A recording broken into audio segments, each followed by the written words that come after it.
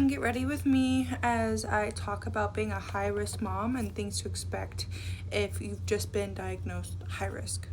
So obviously nobody wants to be diagnosed high risk. Everybody wants to have like a perfect pregnancy, a perfect baby, things like that. But that's not the case for everyone. I am 23. This is my first baby, and I was diagnosed high risk at our 20-week anatomy scan. I'm not trying to scare or fearmonger anybody. I genuinely just feel like a lot of people don't post about their high-risk pregnancy, and I want to encourage the moms that just have been diagnosed. Now, everybody has a different reason why they are high risk. The reason why we are high risk is because my baby girl has a velamentous cord insertion as well as tetralogy of Fallot.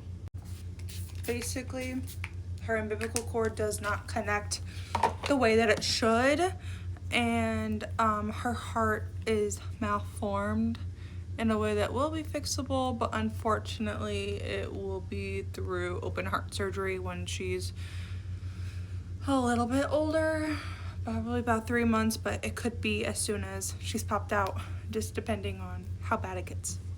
Now, the first thing that I would tell you is find a way to put your stress elsewhere, because it really does affect the baby. And I know it's harder said than done, or easier said than done, but definitely trying to find a way, either that's prayer, meditation, reading, going on walks. Just find your way of a stress outlet.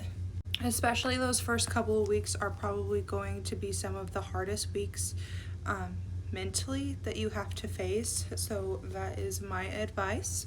I really struggled getting out of bed after being diagnosed, and honestly the first full week after being diagnosed I did nothing besides stay in bed, eat, sleep, and that's about it.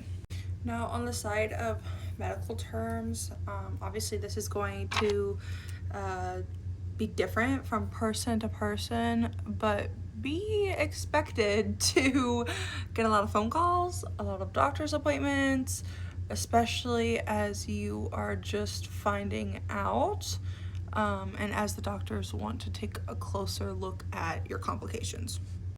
My advice would be stay off Google. Google is not going to help you. It's just going to give you a very broad spectrum of how your certain condition has affected other people.